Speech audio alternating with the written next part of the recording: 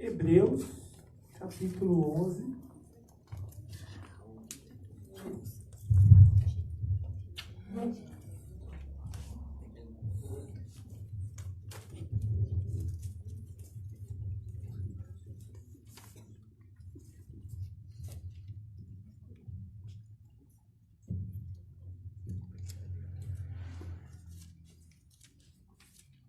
Hebreus, capítulo 11.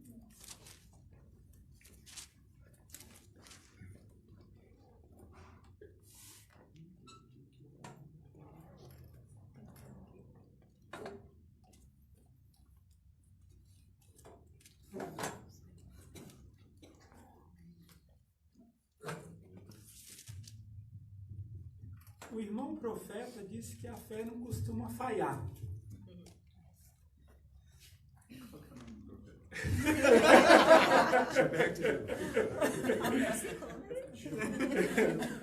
No capítulo 1, versículo 7. Isso é muito interessante no cristianismo, porque a fé precisa funcionar, em tese, né? A fé tem que ser aquilo que move a vida cristã. Mas às vezes a fé falha. Né? Às vezes, pelo menos aquela fé que a gente construiu, de alguma forma ela tem que ser desconstruída. Ela deixa de funcionar. Apesar de não gostar da palavra funcionar, mas é um pouco disso. Ela não cabe mais. Você tenta voltar atrás e pensar como pensava e acreditar como acreditava, e você percebe que não mais, não vira mais, não se encaixa mais. Quem já passou, pelo menos como eu, por várias transições de espiritualidade deve entender sobre o que eu estou falando. Aqueles talvez privilegiados, porque isso é menos angustiante e menos doloroso quando a sua fé não muda. Acho quase impossível, mas vamos dizer que não muda, você continua acreditando em Deus, na espiritualidade, na vida cristã, exatamente como você acreditava 10, 20, 30 anos atrás. Quanto menos movimento, menos sofrimento. Quanto mais estabilidade, menos angústia. A vida funciona assim. Toda transição requer um certo reajuste, e todo reajuste há uma mudança de lugar, e nem toda mudança de lugar é confortável. Em várias situações, na caminhada pastoral, algumas pessoas me perguntam, será que não lhes falta fé? Porque eu acho que eu planejo demais, porque parece que eu vou decidindo a vida. Eu falei sobre isso no cafezinho dessa semana. E o que me parece é que eu decido sem ter consultado a Deus, sem ter aguardado uma resposta de Deus. É o que muitos me dizem. Como eu gosto de fazer perguntas, eu peço que a pessoa dê um exemplo. E aí ela conta alguma história. Ela fala, olha, eu fui organizar uma empresa, eu fui pensar e rever o meu relacionamento, eu ponderei isso e aquilo e tal. Eu falo, filho, assim, Deus te deu inteligência. Assim. Você ponderou algumas questões, ganhos, perdas, o que está em jogo, o que tem mais valor para você. Você pensou naquilo que é mais importante para você. Orou, apresentou diante de Deus. Por que ele tem que te dar sinais? Por que uma folha tem que cair de uma árvore? Por que a figueira tem que secar? Por que 3 anjos têm que aparecer na sequência de números ímpares? Então, assim, de onde vem essa ideia de que Deus tem que falar o tempo inteiro? A época que eu estudei filosofia na PUC, quem já estudou na PUC sabe que todo curso você tem que fazer 1 ano de introdução à teologia com algum padre da Pontifícia, do local, no caso daqui de São Paulo. E em uma das aulas ele falou um negócio muito interessante, um padre muito interessante. Ele disse que Se Deus tivesse que ficar intervindo o tempo inteiro na natureza e na história, significaria que ele não criou como deveria ter criado. Ele criou com erros, ele criou com falhas. Então Deus não fica interferindo o tempo inteiro na história. Deus nos fez livres justamente para que a gente, em liberdade, aliás, fizesse a escolha por ele. Fizesse a escolha pelo caminho dele. Nós não somos fantoches. E nesse movimento da vida, quando a gente vai descobrindo que a fé falha, a gente vai tendo que encontrar um novo lugar, a gente vai tendo que encontrar um novo caminho, o que consequentemente gera algumas angústias, gera algum tipo de trabalho emocional para nós. E aí a gente vai tendo que se ajustar.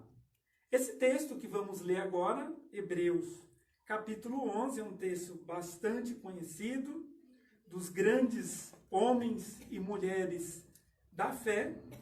A gente vai ler do versículo 1 ao versículo 16. Diz assim a palavra de Deus. Eu estou lendo a Nova Versão Transformadora. A fé mostra a realidade daquilo que esperamos. Ela nos dá convicção de coisas que não vemos. Pela fé, pessoas em tempos passados obtiveram aprovação. Pela fé, entendemos que todo o universo foi formado pela palavra de Deus. Assim, o que se vê originou-se daquilo que não se vê. Pela fé, Abel apresentou a Deus um sacrifício superior ao de Caim. Com isso, mostrou que era um homem justo, e Deus aprovou suas ofertas. Embora há muito esteja morto, ainda fala por meio de seu exemplo. Pela fé, Enoque foi levado para o céu sem ver a morte. Ele desapareceu, porque Deus o levou para junto de si. Porque antes de ser levado, ele era conhecido por agradar a Deus. Sem fé é impossível agradar a Deus. Quem deseja se aproximar de Deus deve crer que ele existe e que recompensa aqueles que o buscam. Pela fé, Noé construiu uma grande embarcação para salvar sua família do dilúvio. Ele obedeceu a Deus, que o advertiu a respeito de coisas que nunca haviam acontecido. Pela fé, condenou o resto do mundo e recebeu a justiça que vem por meio da fé. Pela fé, Abraão obedeceu quando foi chamado para ir a outra terra que ele receberia como herança. Ele partiu, sem saber para onde ia. E mesmo quando chegou à terra que lhe havia sido prometida, viveu ali pela fé, pois era como estrangeiro, morando em tendas. Assim também fizeram Isaque e Jacó, que herdaram a mesma promessa. Abraão esperava confiantemente pela cidade de alicerces eternos, planejada e construída por Deus. Pela fé, até mesmo Sara, embora estéril e idosa, pôde ter um filho. Ela creu que Deus era fiel para cumprir a sua promessa. E assim, uma nação inteira veio desse homem, velho e sem vigor, uma nação numerosa da praia. Todos eles morreram na fé.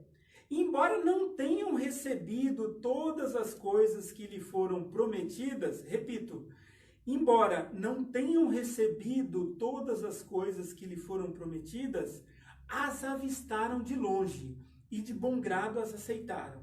Reconheceram que eram estrangeiros e peregrinos neste mundo.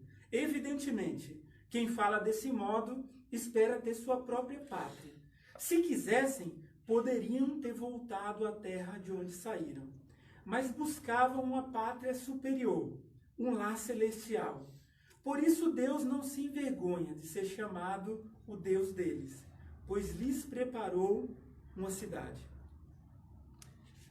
A fé mostra uma realidade, uma confiança que esperamos. Ela nos dá, a fé, a convicção de coisas que não vemos. Sem fé não há cristianismo. Sem fé não há crucificação.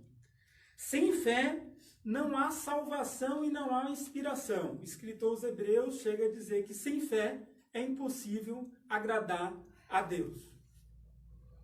O escritor aos Hebreus provavelmente escreveu para um público cristão que estava sofrendo perseguição.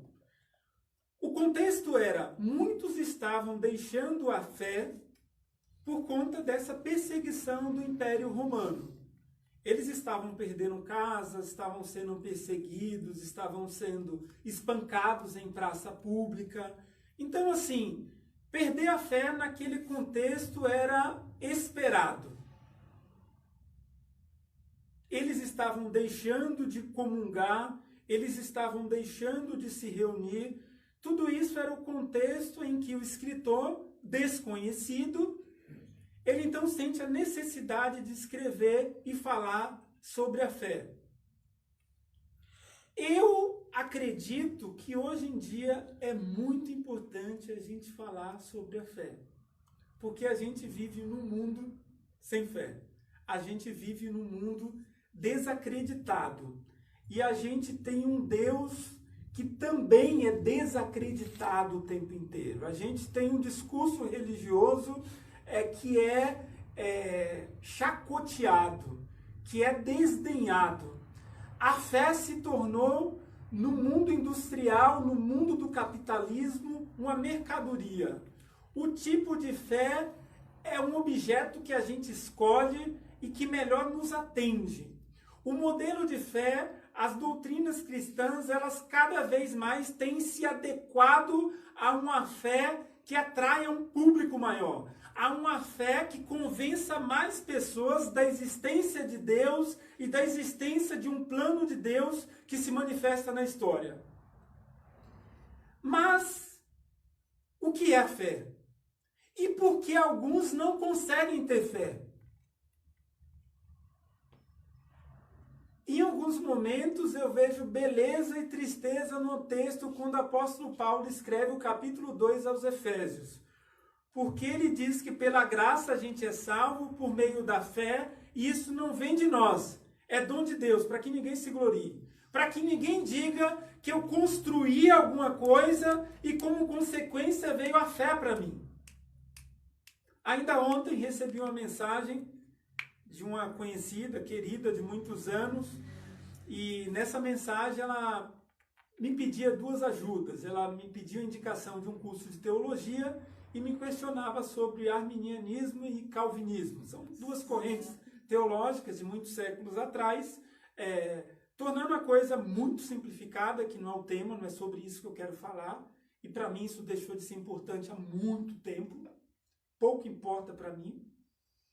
Mas o ponto um dos pontos principais, né, que tem a linha calvinista, arminiana, é que o Arminius ele vai entendendo que você escolhe, você decide a salvação. Você pode receber Jesus, aceitar Jesus ou não. E o Calvino entende que há uma predestinação, alguns foram eleitos para a salvação, enquanto outros ficaram em detrimento, alguns não conseguem escolher. Inclusive, a depravação é total, é um termo utilizado por João Calvino, e essa depravação, ela impossibilita o homem de escolher pela fé, enquanto Armínio está dizendo que o homem pode escolher sim, e ele tem essa liberdade de escolha. Eu me confundo nesse tema porque, ora, eu acho que há um certo movimento do homem em direção a Deus, mas 90% de mim entende que é Ele que nos escolhe e é Ele que vem até nós, e seja qual for o meio que Ele usa, é Ele que nos alcança. E nesse texto, os calvinistas adorariam estar lendo Efésios capítulo 2, versículo 8, que vai dizer que não vem de nós, quer dizer, não é um esforço humano, vem de Deus, é Deus que coloca a fé no nosso coração. E se o Espírito Santo não habitar em nós, não colocar a fé no nosso coração, a gente não tem fé, porque a gente não é bom o suficiente para conseguir acumular fé. Então, toda medida de espiritualidade em que um tem mais fé e outro tem menos fé é um grande absurdo bíblico, teológico e para a espiritualidade cristã. A fé é dada por Deus e não pode ser medida por qualquer que seja a pessoa. Então não tem alguém mais espiritual, nem menos espiritual. Isso é uma criação nossa, porque a gente quer ser melhor do que o outro, porque a gente é egoísta e porque a gente quer sempre ter vantagem em alguma coisa nas relações humanas. Então, mesmo os cristãos, eles gostam de dizer que fulano A tem mais fé do que fulano B, quando fulano A ora tem mais poder do que fulano B. De onde tirou essa heresia está lendo alguma outra Bíblia que não as Escrituras. A questão é, o que não é a fé bíblica? A fé bíblica não é qualquer tipo de espiritualidade. Quer dizer, aquela história de que todos os caminhos levam a Deus e de que fulano tem uma espiritualidade. Isso não é uma fé bíblica. A fé bíblica necessariamente passa pelo Evangelho de Jesus e pelo reconhecimento da cruz de Jesus. Sem cruz não há fé e sem fé não há cristianismo. Logo, não é qualquer tipo de espiritualidade, mas uma fé que seja centrada em Jesus e no reconhecimento da nossa condição de pecadores e de que nós precisamos ser salvos por Jesus. A fé não é simplesmente essa moda atual de #gratidão, pensamento positivo. Se eu agradeço, a coisa boa vem. Se eu falo coisas boas, eu atraio coisas boas. Tá bom, diga que você vai ganhar na Mega Sena e aguarde você ganhar na Mega Sena.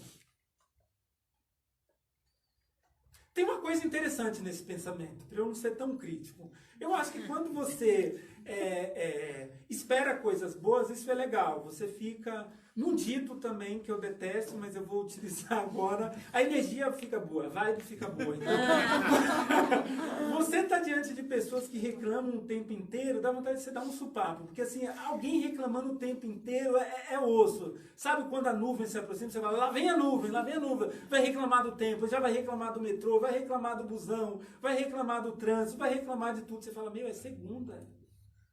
Eu queria sentar aqui, estou em paz com Jesus. Orei antes de sair de casa.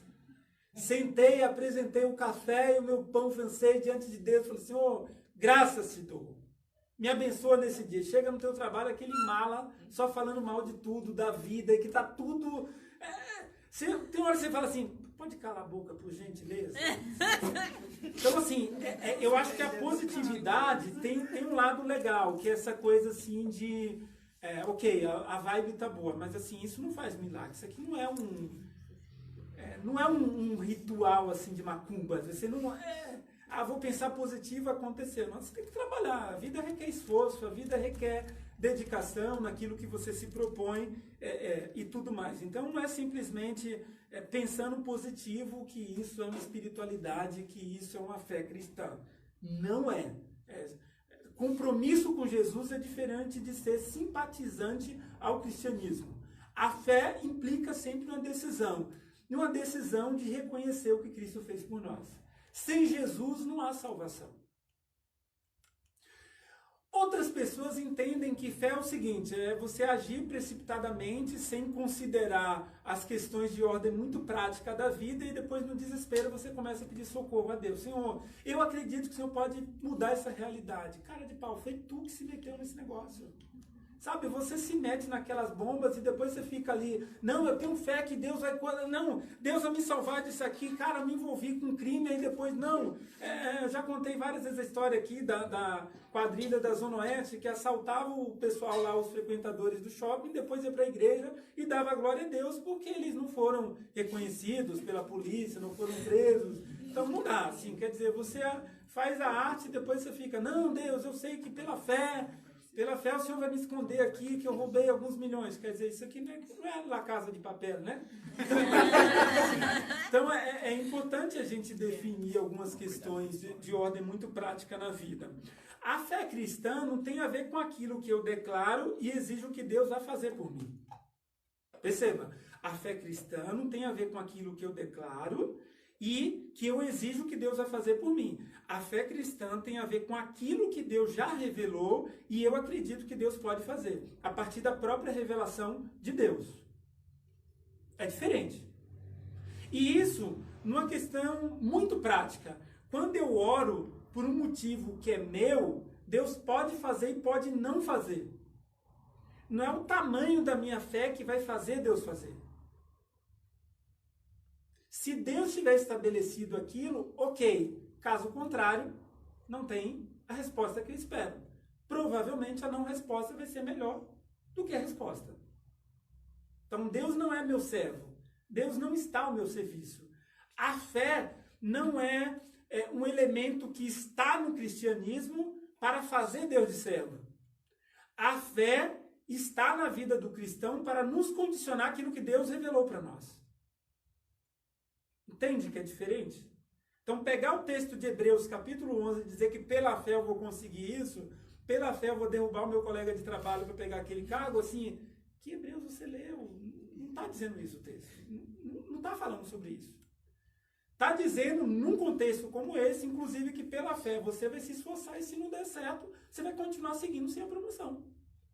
Ou vai mudar de empresa, enfim, aí vai ser uma decisão sua. Às vezes procura um coach aí. E o texto vai dando alguns exemplos interessantes. Ele fala que pela fé a criação teve origem em alguma coisa que não existia. Então, a fé deve nos dar esperança de que Deus é o Deus que cria do nada. Bereshit bara Elohim, no texto de Gênesis 1:1, no hebraico. O que quer dizer? Deus cria antes que tenha existido alguma coisa. É tão complexo e é tão profundo que a gente não consegue alcançar. O Aristóteles falava de um motor não movido, da relação de causa e efeito, que alguma coisa tem um efeito porque teve a causa anterior. E essa coisa é resultado de um outro efeito, de uma outra causa, e tem uma cadeia infindável.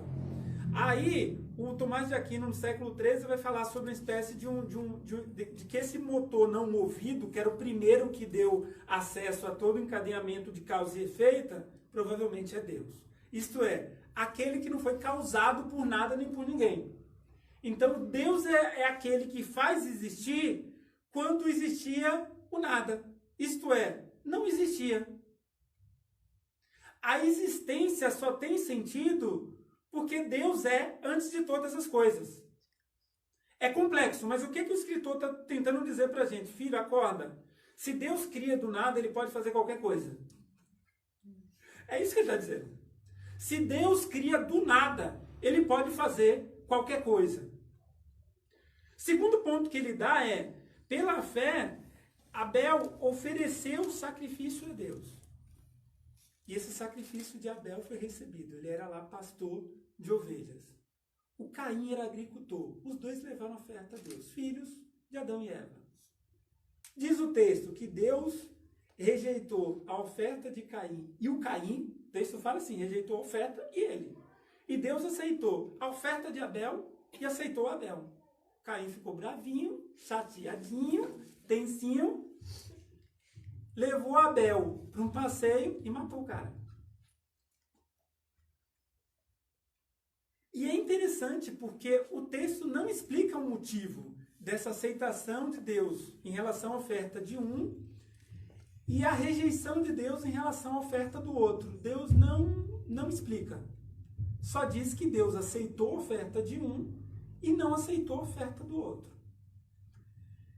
Quando a gente fala em ofertas aqui no café, especialmente nesse momento que passamos há minutos atrás aqui de oferta de grana, eu sempre penso isso. Que tipo de oferta Deus recebe? Por isso digo que se você vai dar uma oferta, inclusive em grana, money, mas o teu coração não está em Deus, não dê, porque Deus não vai receber.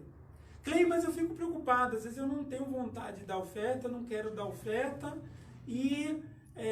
mas eu sei que o café precisa, mas Deus não vai receber se teu coração não estiver nisso. Para a gente o que importa é que Deus receba. Absolutamente nada na fé cristã é recebido por Deus se o nosso coração, se quem a gente é, não está nisso. O que o autor está dizendo é que a fé é percebida por Deus quando tudo que a gente dá para Deus e quando tudo que a gente oferece para Deus é com a motivação correta. Está na gente, a gente quer isso, a gente... Ainda que sejam disciplinas espirituais, mas eu faço porque em algum sentido, algum limite, eu sei quem Deus é. Eu sei pelo menos quem Deus é para mim. E por conta disso eu quero partilhar o que eu tenho, o que eu sou com Ele. Se eu não entendo isso, não adianta eu fazer por comportamento. O que Deus espera de nós não é um ato sem sentido. Qualquer tipo de celebração, qualquer tipo de coisa, ou de reação, ou de pensamento, ou de disciplina espiritual, jejum, oração, leitura das escrituras, se a gente não faz com o coração em Deus, se tornam atos religiosos sem sentidos. E aí, Deus recebe Abel, mas não recebe Caim. Não é só você trazer as suas primícias, mas é você estar junto, teu coração está junto com essas primícias. É a consciência de que eu sou dele. É a consciência de que eu pertenço a Deus. E é pela fé que a gente faz isso. É pela fé. Tem pessoas que, uma vez tendo conhecido a Jesus, elas se tornam muito generosas, elas se tornam muito mantenedoras, e isso é feito pela fé. O coração delas não está no recurso financeiro, entende? Está em quem Deus é. E porque Deus é e faz o que faz, e me salvou e me transformou e está transformando a vida de muita gente, aí eu entendo o privilégio que é de participar disso. E aí eu me ofereço com o que eu sou, com o que eu tenho, eu dou a Deus isso. Inclusive os recursos financeiros. Pela fé, eu participo da comunhão com Deus diariamente e eu valorizo isso diariamente. O texto diz que Enoque andou com Deus, viveu 365 anos, o cara viveu pra caramba, e Deus o tomou para si, ele não provou a morte. Quer dizer, ele junto com Elias são dois caras que não morreram. Deus o tomou para si. Ele é tido como exemplo de fé, mas a Escritura não fala absolutamente mais nada sobre o Enoque. Diz que ele viveu em comunhão com Deus e Deus o tomou para si. A consciência, provavelmente, que esse cara tinha de comunhão com Deus era tão profunda que Deus falou, rapaz, eu, assim, na boa, a galera tá aí, eu sei que tá muita gente aí conversando comigo, orando, oferecendo um sacrifício ou outro e tal, mas esse cara aqui, putz, assim, não vai ter velório não, sabe? Não vai ter corpo, ele vai sumir, assim. Se a época existisse, assim, procurados, provavelmente já está assim o nome, assim, a campanha do Facebook. Cadê o Enoque? Quer dizer, ninguém viu a última vez que o Enoque fez isso, ele estava orando, aí depois, enfim, sumiu. Enoque sumiu, Deus o tomou para si. A campanha acabou o prazo, arquivaram o processo, e Enoque não apareceu, porque Deus o tomou para si. E, de novo, pense, isso está escrito aqui no Novo Testamento. O que o autor está dizendo assim, olha a comunhão que esse cara tinha com Deus, ele tinha isso pela fé. É pela fé. Um tempo atrás eu tomei café com alguém que falou, Clay, eu tenho a sensação de que eu estou distante de Deus. E aí eu disse, explique melhor. E aí vai a pessoa contando a história e tal. Falei, parece que ele não está. Eu falei, interessante, já tenho a sensação de que ele está aqui. Aí a gente foi conversando, falei, tá aqui, exatamente nesse momento ele tá aqui. Estamos eu, você e ele e tal, estamos trocando ideia aqui sobre isso. E aí a pessoa falou, é mesmo, né? Ele tá aqui. Eu falei, é uma coisa eu não percebendo, mas ele tá aqui. É que é pela fé que a gente tem essa convicção. Não é assim, não tem um retrato dele, sabe? Não tem um altar dele, assim, não tem um amuleto. Eu vou levar essa Bíblia e vou sempre, quando eu sentar numa mesa, abrir no Salmo 91, que ele vai estar aqui. Não é isso que me faz ter consciência de que Deus está comigo. É a fé. E não tem toque na fé. Eu não toco a fé. Deus coloca no meu coração. E aí eu construo um modelo de vida junto com Deus em que eu tenho plena convicção de que Ele está comigo e de que eu estou em comunhão com Ele. Mas, Clay, a gente é pecador, a gente está muito distante dele. Sempre estivemos. Mas a cruz nos aproximou de Deus. Os óculos de Deus, quando olham para nós, é a cruz de Jesus. É a cruz que nos aproxima de Deus. É a cruz que nos possibilita a comunhão com Deus. É o que o texto diz, que o véu que separava não separa mais. A gente foi juntado, a gente virou assim, best friend, entendeu? Então, rolou uma aproximação aí. Deu match. Minha mulher disse que deu match. E a gente precisa acreditar nisso. É pela fé que eu falo com ele.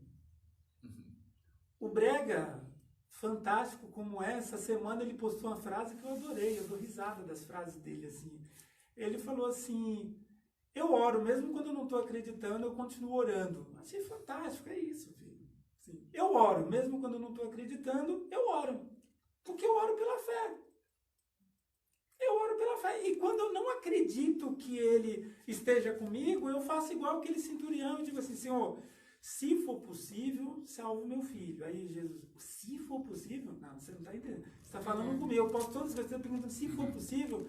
Aí o cara deu uma recuada e falou assim, assim, primeiro pedido, vai curar meu filho, mas antes disso, ajuda a minha incredulidade. Por isso que eu estou perguntando assim, que eu não sei se o senhor pode. Não fale isso comigo. Se eu posso, não fale isso não.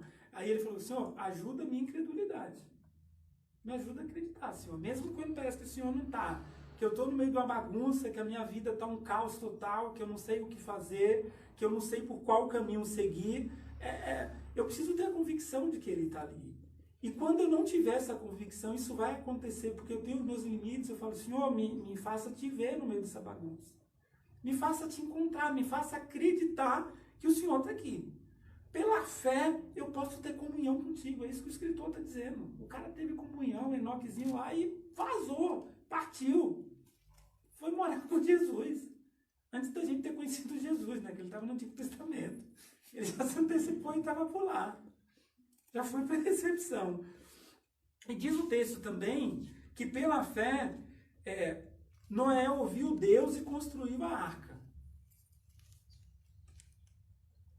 Só que o que Deus disse para ele é que haveria um dilúvio, mas nunca tinha acontecido no mundo um dilúvio. Então Deus chega para o cara e fala, não é assim, ó, o negócio está feio, o pessoal se corrompeu muito, pega tu, tua esposa, filhos e noras, e você vai para uma arca, vai colocar assim, um monte de animalzinho, animal puro você coloca 7 casais de cada um, os impuros coloca só um casal, assim, para aliviar a quantidade e tal.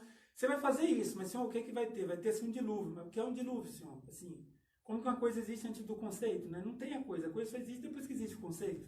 Então você fala assim, mas o que é um dilúvio? Então, vai ter muita água. Imagina um papo de Deus como é. Mas isso nunca aconteceu. Pelo contrário, aqui chove pouco. Não, mas vai ter muita água. Constrói. O Noé começa a construir, o pessoal começa a zombar e aquela história toda, esse homem está doido, esse homem está doido.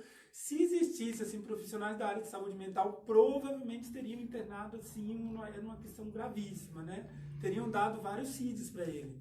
Mas assim, o Noé, mesmo não tendo existido aquilo que Deus falou que iria acontecer, ele foi. Ele ficou 7 dias antes do dilúvio, Deus falou, começa a colocar a galera, porque é pouca gente, só você e sua família, 8 almas se salvaram, diz o texto, mas o resto aí tem animal, tem macaquinho, elefante, isso e tal, não sei o quê. Então, mas o cara acreditou, foi pela fé, ele ouviu Deus e acreditou. Ele acreditou, assim, para ele pouco importava se existia uma questão de um exemplo anterior, não, ele acreditou, porque era Deus que estava falando com ele, e pela fé ele foi e fez, e construiu a arca. Pela fé, Abraão também, que na ocasião se chamava Abraão, saiu do lugar dele, da família, do espaço cultural dele ali, que ele já conhecia tudo, língua, culinária, segurança, ele tinha um nome, e Deus falou, sai da tua terra, sai da tua parentela, você vai agora vai sair da casa do teu pai e vai para um lugar. E esse lugar que eu vou dar para você, eu vou fazer de você uma grande nação. E pela fé ele saiu. Eu acho maravilhoso quando o texto diz que eles podiam ter desistido. Que Abraão, Isaac, Jacó, eles podiam ter voltado à terra de origem. Ali eles tinham um nome, ali eles tinham uma família, mas eles não voltaram. Porque pela fé eles foram seguindo. E diz o texto que mesmo quando eles chegaram a Canaã, eles ficaram ali como estrangeiros. Eles não alcançaram a promessa. Eles estavam em Canaã, mas já tinha lá os cananeus, já tinha a galera lá, já tinha os estrangeiros, eles não alcançaram aquela terra, eles não estavam ali, mas não estavam, entende? Não era deles ainda. Mas eles acreditaram na promessa. Diz o texto também que quando Abraão e Sara desistiram assim, eles estavam um tanto que jovens, né?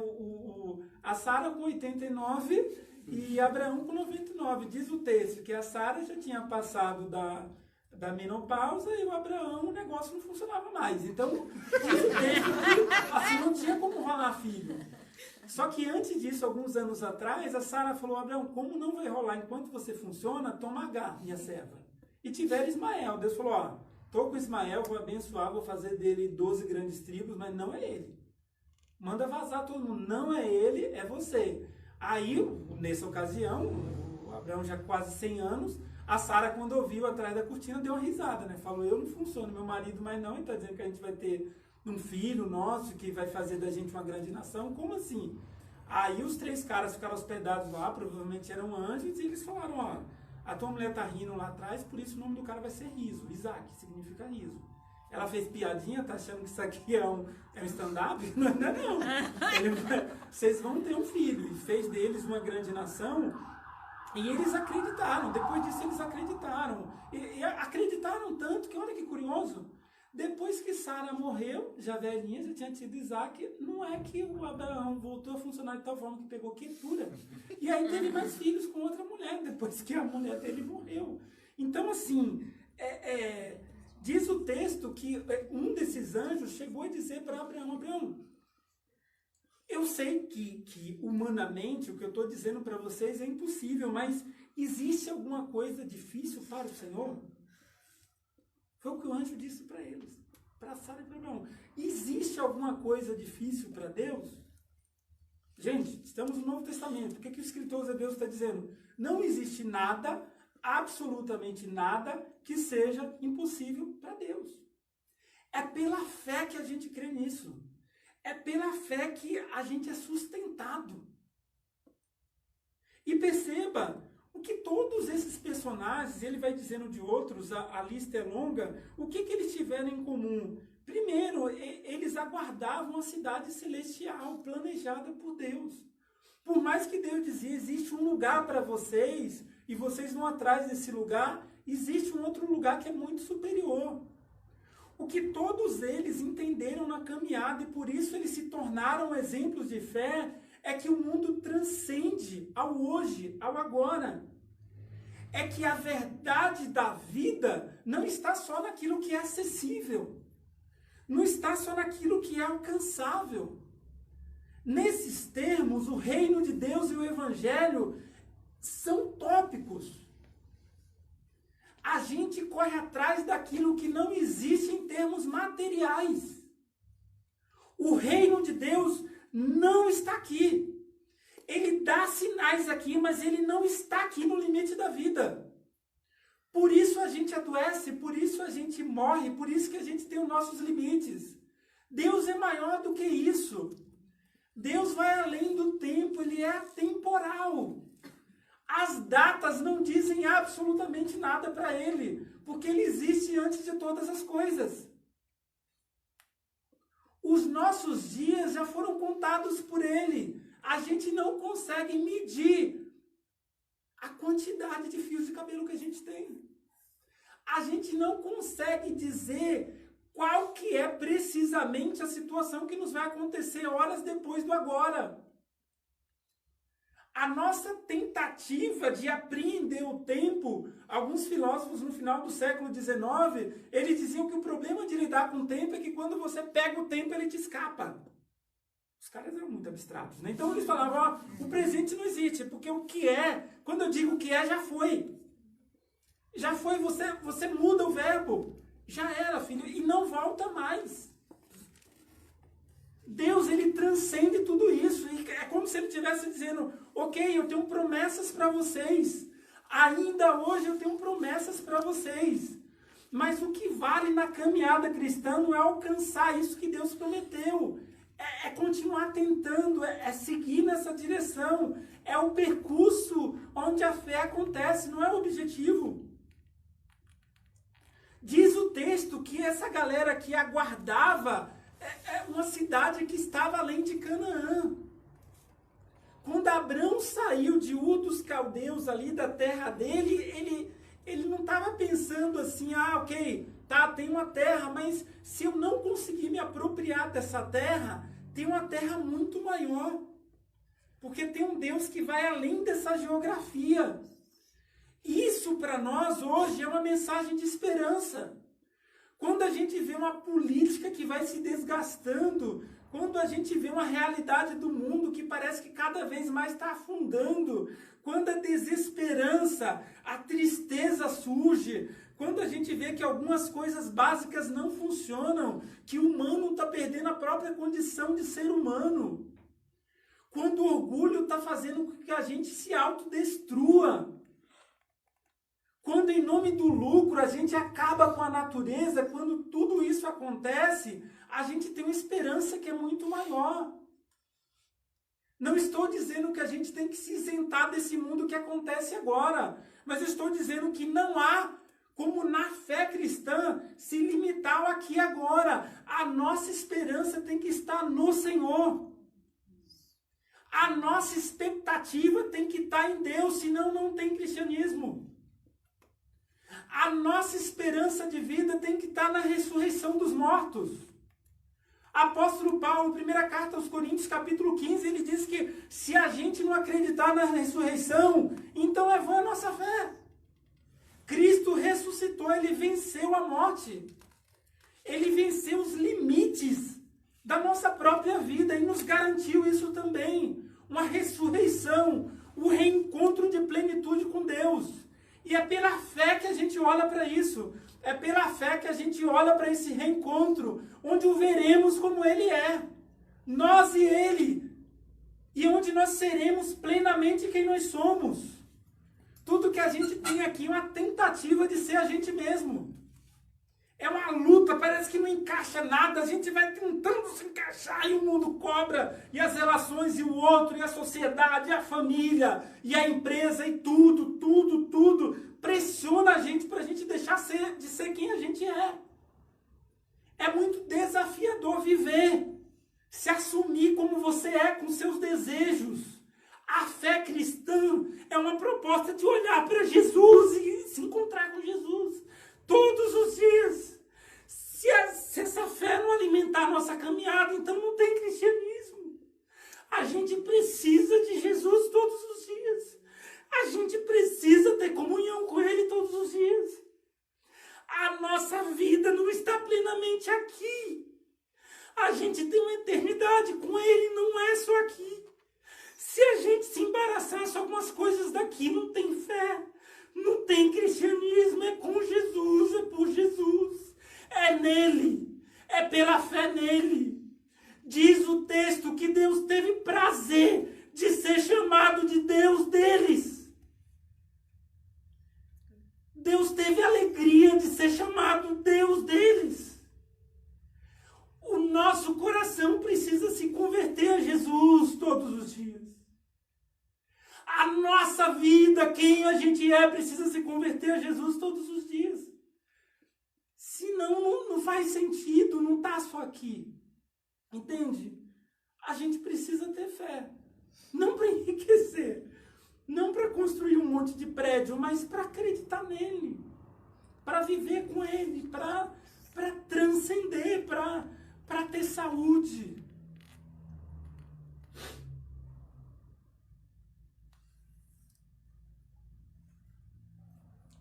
Que a gente o encontre todos os dias, que no nosso caminho, mesmo diante da solidão, a gente tenha plena convicção de que Ele está ali.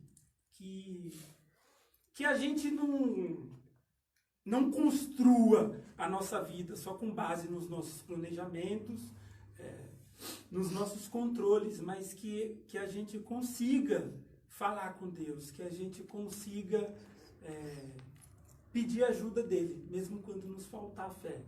Que o nosso coração seja transformado todos os dias.